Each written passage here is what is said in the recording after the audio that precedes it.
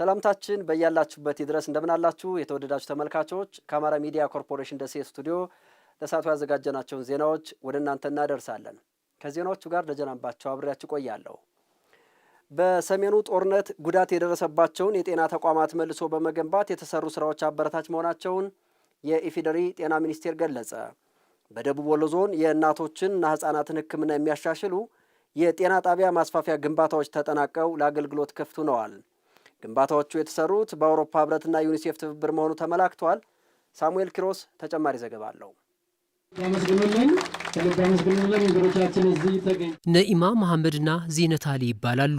በኩታበር ወረዳ ጤና ጣቢያና በተወለደ ረሱላ ጤና ጣቢያ የወሊድ ክትትል በማድረግ ላይ ያገኘናቸው እናቶች ናቸው። ከዚህ ቀደም በጤና ጣቢያ የወሊድ ክትትል የማድረግ ልምድ ቢኖራቸውም አሁን ላይ የጤና ጣቢያው አገልግሎት የበለጠ መሻሻሉ ነግረውናል። አልሐምዱሊላህ ምንም ቃላት ያንሰኛል ለኩታበር ጤና ጣቢያ ማለት ነው። እኔ ትናንትና ማታ ከምሽቱ 4 ሰዓት ነው ሆስፒታል የገባሁት።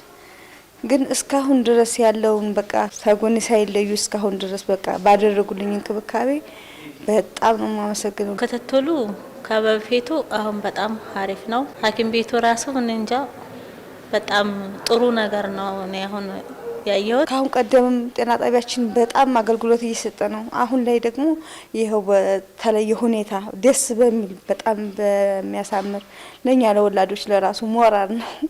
በሰሜኑ ጦርነትና በክልሉ በተፈጠረው ግጭት ምክንያት በርካታ የጤና ተቋማት መውደማቸውን ያነሱት የአማራ ክልል ጤና ቢሮ ኃላፊ አብዱል ከሪም መንግስቱ የጤና ስርዓቱ መሻሻልና በጦርነቱ የወደሙ የጤና ተቋማትን መልሶ የመገንባት ስራ እየተሰራ ነው ብሏል። አጠቃላይ የጤና ስርዓቱን ከማሻሻል አኳያ አንዱ እየተተገበረ ያለው የመሰረተ ልማቱን በማሻሻል ረገድ ነው። ይህን የመሰረተ ልማት እንግዲህ በሁለት መንገድ ነው እየተሻሻለ ያለው።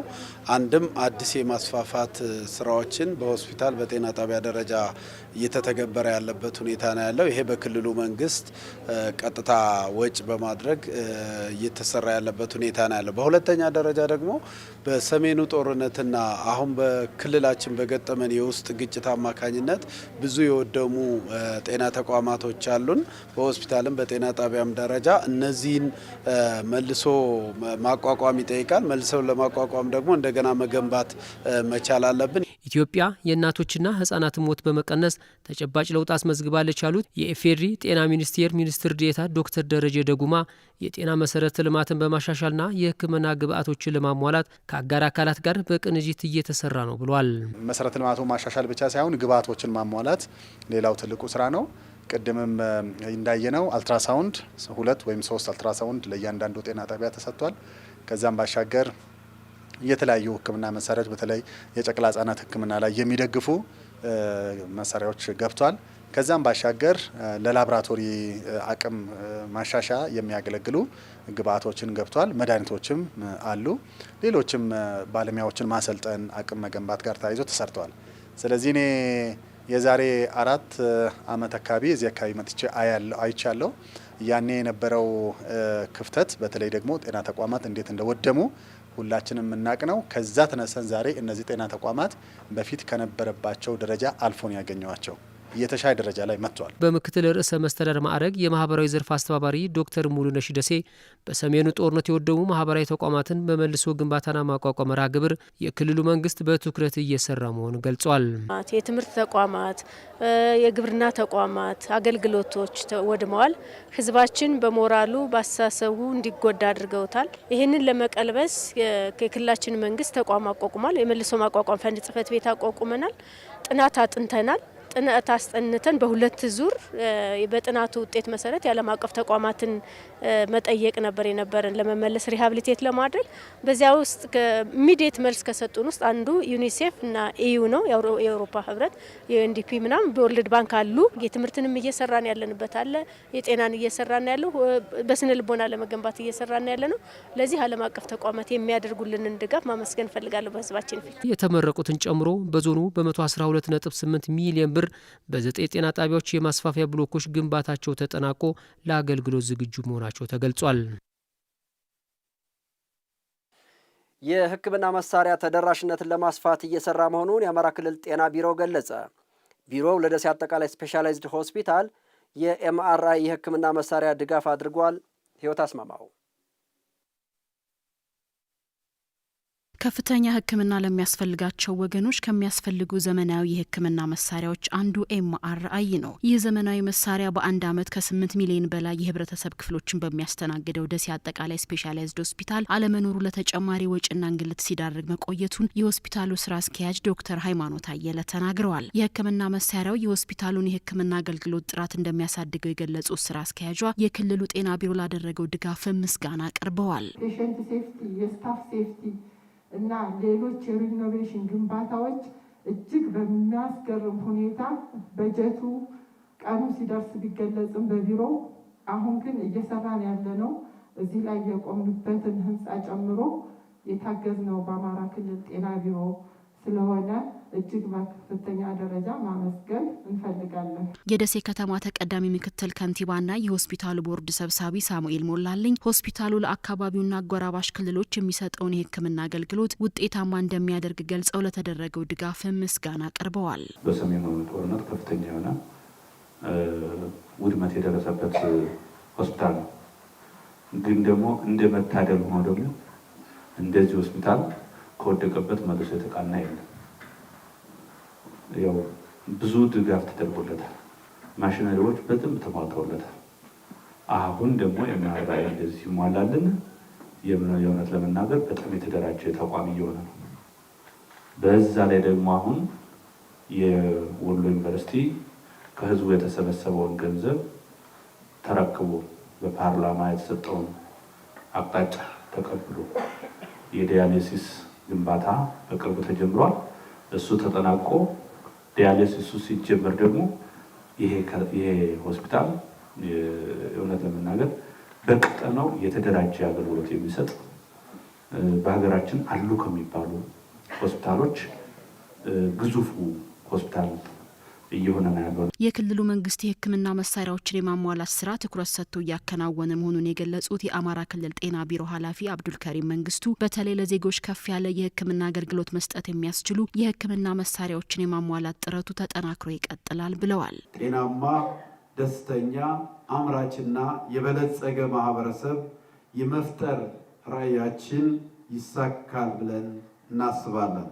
በመሆኑም የጤና መሰረተ ልማትና የሕክምና መሳሪያ ተደራሽነት ከጊዜ ወደ ጊዜ እየተሻሻለ የሄደበት አግባብ እጅግ አበረታች ነው ብሎ መውሰድ ይቻላል። በምክትል ርዕሰ መስተዳድር ማዕረግ የማህበራዊ ዘርፍ አስተባባሪ ዶክተር ሙሉነሽ ደሴ ጤናማ ማህበረሰብ መፍጠር የመንግስት ዋና ዓላማ መሆኑን ገልጸዋል። ለዚህም የሕክምና መሳሪያዎችን በአግባቡ በመያዝ ማህበረሰብን ማገልገል እንደሚገባ ነው የጠቆሙት።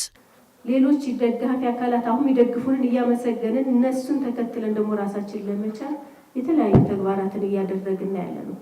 ይህንን ለማድረግ የመጀመሪያው ስራ ቢኖር ተቋም መፍጠር ነው። ፕሮፌሽናሊቲክሱ በሚጋብዘው መልኩ ማገልገል የመጀመሪያው ነው ማለት። አገልግሎቱን በስርዓት ካልያዝ ነው ነገ ሌላ በእኛ ሀገር በሰላምና በግጭት መካከል ያለው ፍትጊያ ምን ያህል እንደሆነ ስለምታውቁት ማለት ነው። ይህንን በማድረግ በኩል በየደረጃው ያለው ህብረተሰብ መተባበርን ግድ የሚል መሆኑን ማየት የግድ ይላል ማለት ነው። ሁላችንም ድርሻችንን ልንወጣም ይጠበቃል። በሆስፒታሉ የተገነባው የዲያግኖስቲክ ህንፃ ማዕከልም በዕለቱ ተመርቋል።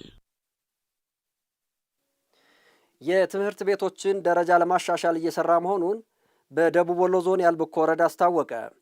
በወረዳው የደጋጋ የመጀመሪያና መካከለኛ ደረጃ ትምህርት ቤት በሰዎች ለሰዎች ግብረሰናይ ድርጅት የማስፋፊያ ግንባታ እየተከናወነ ነው። ተመስገን አሰፋ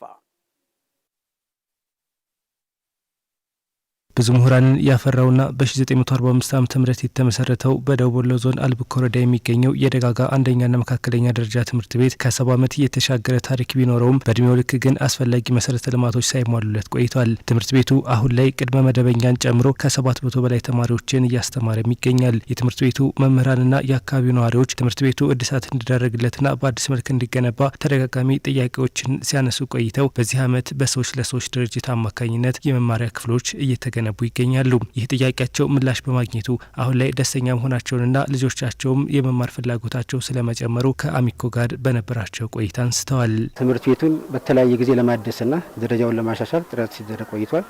አሁን ግን በስታንዳርዱ በትምህርት ሚኒስቴር ስታንዳርድ መሰረት በተሻለ ሁኔታ ለመገንባት እድል አግኝቷል። በተለይ ደግሞ በሰዎች ለሰዎች ድርጅት አማካኝነት 8 መማሪያ ክላሶችና 1 ቤተ መጻሕፍት፣ 1 የአስተዳደር የርዕሰ መምህራን ቢሮና 1 መምህራን ስታፍ እየተገነባልን ይገኛል። በጣም ስንጠይቅ ኖረናል። ትምህርት ቤት እንደዚህ የሆነ ይሄ ተፈረተ ትምህርት ቤት ቆርቆሮ በቆርቆሮ ሆነ ትምህርት ቤት እዚህ እየተማሩ ልጆቻችን ራሱ ተማሩ በእንትናቸው እየመጡ እያቋረጡ የሚቀሩ ተማሪዎች ነበሩ። አሁን ግን ተማሪውን በፍላጎት ይመጣ ይዟል። እኛም በጣም ደስ እያለን ነው። ተቆይታውና ተርሚያው አኳያ ይሄ ትምህርት ቤት ይሄ ነበረው የሚገባው ስታንዳርዱ ወይም ደረጃ 1 የሚባለው ላይ መድረስ ነበረበት ከርሚውና ካፈራው አስተዋጽኦ አንፃር። አሁን ግን ያው ለህፃናት ውብና ማራኪ ምቹ ትምህርት ቤት ሁኔታን በመፍጠር እንደዚህ አይነት ግንባታ መገንባቱ በጣም ደስ የሚልና ማህበረሰቡን የመማር ፍላጎቱን የተማሪውን የመማር ፍላጎት ለማነቃቃት የሚያገለግል ሆኖ ተገንብቷል። የመማሪያ ክፍሎቹ ተጠናቀው ወደ ስራ ሲገቡ በመማር ማስተማር ሂደቱ ላይ አዎንታዊ ሚና እንደሚኖረውም ነው መምህራንና ነዋሪዎች የሚጠቅሱት። ማስተማር እንፈልጋለን። ልጆቻችን አሁን ተማዋለ ህፃናት ጀምረን አሁን አስገብተናል፣ እያስተማርን ነው። የመማር ማስተማሩ ሂደት ሌላ ቦታ ላይ የምናያቸውን ግንባታዎች የተሻሉ የግንባታ ሂደቶች ስለምናይ ያን እያገኝ እየተቆጨን ነበር የነበረው። በአሁኑ ሰዓት የመምጣቱ በጣም ደስተኛና እድለኛ ያስብላል። የአልቡኮ ወረዳ ምክትል ዋና አስተዳዳሪ አቶ አብደላ ሰይድ ትምህርት ቤቱ ረጅም ታሪክ እንዳለው አንስተው ሰዎች ለሰዎች ግብረሰናይ ድርጅት ጥያቄያቸውን ተቀብለው ትምህርት ቤቱን ለመገንባት ወደ ስራ መግባታቸውን አንስተዋል። በእድሜው ልክ ሊመጥን የሚችል የተቋም ገጽታ አላገኘም ነበረ። ባለፉት 2 ዓመታት የሰዎች ለሰዎች ወረዳችን ላይ ስራ ከጀመረ ጀምሮ እነሱ ጋር በመነጋገር ይሄ ትምህርት ቤት መቀየር አለበት የረጅም ጊዜ የህዝብ ጥያቄ ነው የሚለውን መነሻ ይዘን እነሱም ይሄን ጥያቄ ተቀብለውት ከ24 ሚሊዮን በላይ ብር ወጪ በማድረግ ተገንብቶ አሁን ኦልሬዲ ከ95% በላይ ተጠናቋል። በቅርቡ የፊኒሺንግ ስራው ተጠናቆም አገልግሎት የሚጀምርበት ሂደት ነው ያለው። የትምህርት ጥራትን ለማሳደግ ምቹ የመማሪያ ክፍሎችን መገንባት ያስፈልጋል ያሉት ምክትል ዋና አስተዳዳሪው በቀጣይም ግንባታው ሙሉ በሙሉ ተጠናቆ ወደ ስራ እንዲገባ አስፈላጊውን ድጋፍ እንደሚያደርጉም ነው የጠቀሱት። የትምህርት ጥራትን በመሰረታዊነት ለማረጋገጥ በመጀመሪያ ደረጃ የሚወሰደው የትምህርት ቤት ምቹ ሁኔታ የመማር ማስተማር ሂደቶችን ማመቻቸት ነው። ወረዳችን ውስጥ ያሉ ትምህርት ቤቶችን ካየነው ደረጃ 3 የሚደርሱ ትምህርት ቤቶች ቁጥራቸው ትንሽ ነው። ይሄ ገጽታው ሲቀየር አጠቃላይ በትምህርት ጥራትና አጠቃላይ ተደራሽነት እና የትምህርት ተማሪዎችን የትምህርት ማህበረሰቡን በመሳብ ሂደት ውስጥ በጣም በጥሩ ሁኔታ ትልቅ አዎንታዊ ተጽዕኖ ነው ያለው። የተወደዳችሁ ተመልካቾች ከአማራ ሚዲያ ኮርፖሬሽን ደሴ ስቱዲዮ ለሰዓቱ ያዘጋጀናቸው ዜናዎች የተከታተላችኋቸው ናቸው። አብራችሁን ስለቆያችሁ ከልብ እናመሰግናለን። ከዜናዎቹ ጋር ደጀን አምባቸው ነበርኩ። ጤና ይስጥልን።